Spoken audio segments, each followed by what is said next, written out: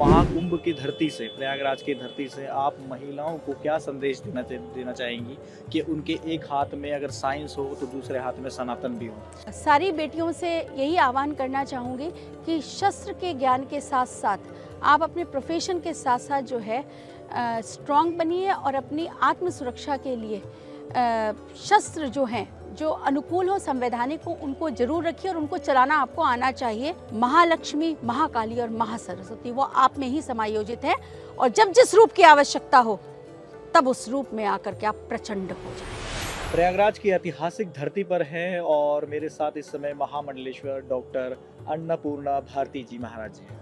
Ma'am, आपका बहुत बहुत स्वागत है।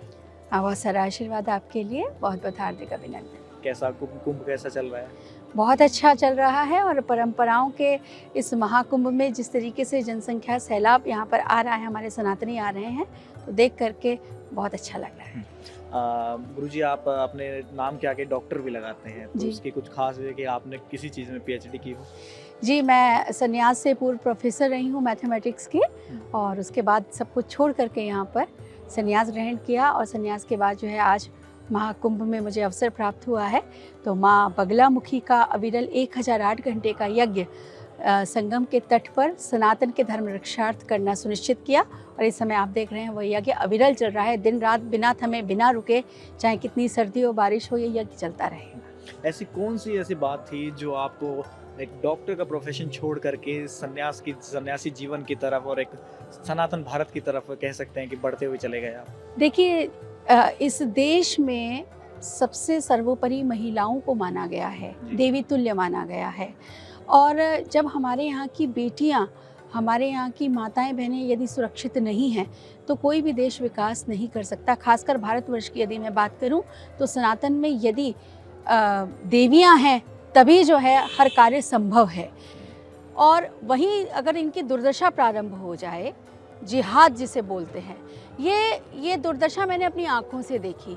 उस आँखों से ये जो दुर्दशा को मैंने एनसीआर रीजन में बड़े बड़े शहरों में बड़े बड़े पढ़े लिखे बच्चियों के बीच में जब देखा कि वो इसका शिकार हो रही हैं, तब मुझे लगा कि गुरुत्व जो है, जिसको हम प्रोफेसर या टीचर बोलते हैं, तो खाली क्या टेक्निकल एजुकेशन देना ही पर्याप्त है एक गुरु के लिए? क्या उसका दायित्व पूर्ण हो जाता है? आप जिस भी विषय में मास्टरी रखते हैं वो कन्वे करने के बाद आपका नैतिक दायित्व ये बनता है कि जब तक आप इथिकली और मॉरली भी अपने बच्चों को स्ट्रांग नहीं बनाते हैं ताकि वो इस टाइप की जिहाद और प्रपंच और जंजाल से बच सकें, उनको ये ज्ञान देना भी ज़रूरी है, तब तक आप पूर्ण गुरु नहीं हैं।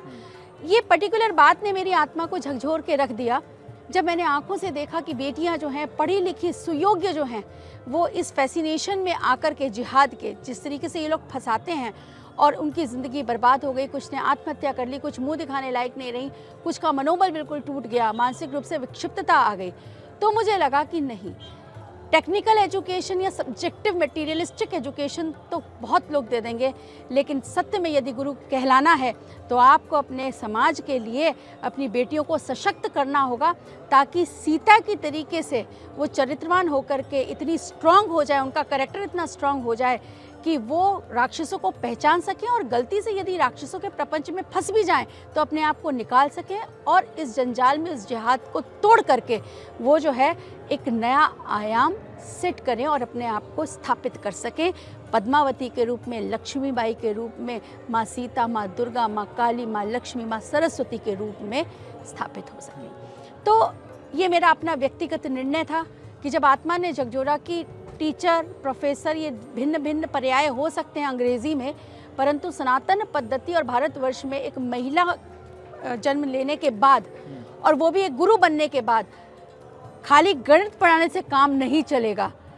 संस्कार और मॉरल और आत्मविश्वास और दृढ़ता और सनातन का ज्ञान बच्चों में, खासकर बेटियों में देना इसलिए आवश्यक है क्योंकि बेटियां आगे चल के जब महिलाएं बनती हैं और सनातन को आगे बढ़ाने के लिए उत्पत्ति देती हैं बच्चों की, तो वो भी वही संस्कार दे पाएंगी। गणित पढ़ाने वाले बहुत मिलेंगे लेकिन संस्कार देने वालों की संख्या कम हो चली।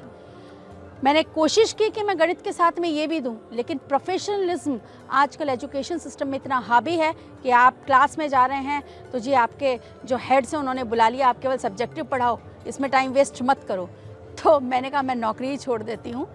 आपको जिसमें टाइम बर्बादी लगती है, मुझे लगता है मुझे करैक्टर बिल्ड करने की आवश्यकता है।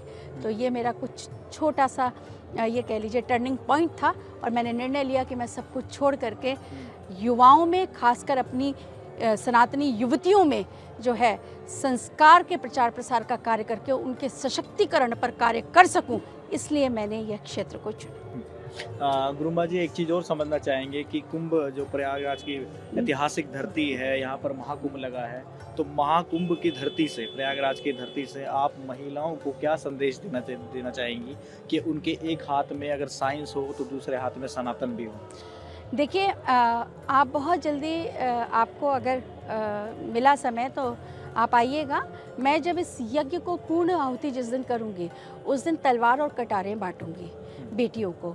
और मैं सारी बेटियों से यही आह्वान करना चाहूँगी कि शस्त्र के ज्ञान के साथ साथ आप अपने प्रोफेशन के साथ साथ जो है स्ट्रॉन्ग बनिए और अपनी आत्म सुरक्षा के लिए शस्त्र जो हैं, जो अनुकूल हो, संवैधानिक हो, उनको ज़रूर रखिए और उनको चलाना आपको आना चाहिए। क्योंकि आपात स्थिति में जब तक आप किसी की पुकार लगाओगे तब तक आपके साथ विध्वंस हो चुका होगा। ऐसा अनुचित कार्य आपके साथ ना हो सके और आप अपनी आत्मरक्षा कर सकें, तो आपको जो है सैनिक भी बनना होगा। और केवल महिलाओं से ही नहीं, मैं ये गुहार तो सरकार से भी लगाना चाहती हूँ कि कुछ एक नया नियम एक ऐसा लेकर के आइए जहाँ पर पे इज़राइल की तरीके से हर घर में जो बच्चे हैं, जो युवा हैं, उम्र के अनुसार अनुकूलता एक रखी जाए, उसमें उनको सैनिक की ट्रेनिंग देनी चाहिए ताकि वो अपने बचाव करने का प्रयास और लड़ाई तो लड़ सकें। बाकी जीवन मरण तो महादेव और देवी माँ के हाथ में निश्चित है, परंतु हमें कम से कम प्रयास तो करना चाहिए कि हम अपने आप को बचा सकें। हमें उतना सशक्त होना चाहिए कि हम लड़ सकें। तो ये आह्वान तो सरकार से भी, और बेटियों के लिए बस एक ही आह्वान है कि मेरी सनातनी बच्चियों, ये देश जो है, ये भारतवर्ष की जो धरती है, ये देवियों की धरती है। यहाँ पर सीता ने एक तिनके मात्र से रावण को अपने नज़दीक नहीं आने दिया था। हालात कैसे भी हों, झुको नहीं, डरो नहीं। गलतियाँ हो जाएं तो उससे उभर के और आगे बढ़ो और अपने आप को दोबारा से बलशाली बना करके, पद्मावत होकर के, पद्मावती बन करके जो है विधर्मियों का नाश करो। और ऐसे राक्षसों को समूल से नाश करने के लिए अपने बच्चों को भी सही जो है संस्कार दो, शिक्षित करो और कभी भी डरो नहीं, डर को हावी मत होने दो। डर के साथ जो है आप अपनी दोस्ती ऐसी कर लीजिए, उसके ऊपर कैप्चर कर लीजिए। और सबसे बड़ी बात जो है, एक चीज़ ध्यान रखो कि आपके अंदर शक्ति है, और जब तक आपके अंदर आपका आत्मदल मौजूद है, आपका खुद का आत्मसम्मान के लिए लड़ने के लिए, जो कहते हैं ना, आपकी प्रेजेंस, उपस्थिति दर्ज कराने के लिए हमेशा 3 रूप में जो है देवी का आह्वान कर लेना चाहिए। महालक्ष्मी, महाकाली और महासरस्वती, वो आप में ही समायोजित है। और जब जिस रूप की आवश्यकता हो तब उस रूप में आकर के आप प्रचंड हो जाएं। जहाँ ज्ञान देने की आवश्यकता है, जब आप माँ हैं तो आप महासरस्वती बन जाएं। जब आप राक्षसों से घिर जाएं तब आप महाकाली बन जाएं। और जब आप अपने घर को चलाने की बात करती हैं, जिस भी रूप में, बहन, बेटी, पत्नी आदि आदि के रूप में, तब आप महालक्ष्मी बन जाएं। तो इन रूपों को ध्यान में रखते हुए तीनों रूप में अपने आप को परिवर्तित करने का अभ्यास आपको करना होगा। और डरो नहीं, मार दो अथवा मर जाओ, लेकिन अपनी इज्जत को खोने मत दो, हाथ मत लगाने दो, उन आँखों को निकाल लो जो आप पे कुदृष्टि या गलत दृष्टि रखता है। यही संदेश है। और एक बहुत बड़ा सनातन का ये जो कुंभ है, 144 साल बाद का ये जो एक अवसर है, यहाँ से एक दृढ़ शक्ति और दृढ़ संकल्प लेकर के जाएं कि अब कोई बेटी जो है किसी विधर्मी के गलत मंसूबों का शिकार नहीं बनेगी, काट के रख देगी। अब सूटकेस में पैक हमारी बेटियां नहीं होंगी, बल्कि ऐसे विधर्मी होंगे। माता जी, बहुत बहुत धन्यवाद इंडिया टीवी से बात करने के लिए। ये थी मेरे साथ महामंडलेश्वर डॉक्टर अन्नपूर्णा भारती जी, जिन्होंने प्रयागराज की ऐतिहासिक धरती से देश और विदेश की जो महिलाएं हैं उनको संदेश दिया कि जब जिस रूप की जरूरत पड़े उस रूप में धारण होकर विधर्मियों का नरसंहार किया जाए। कैमरामैन चंद्र प्रकाश के साथ दीपक प्रजापत, इंडिया टीवी। महाकुंभ 2025 सिर्फ इंडिया टीवी पर।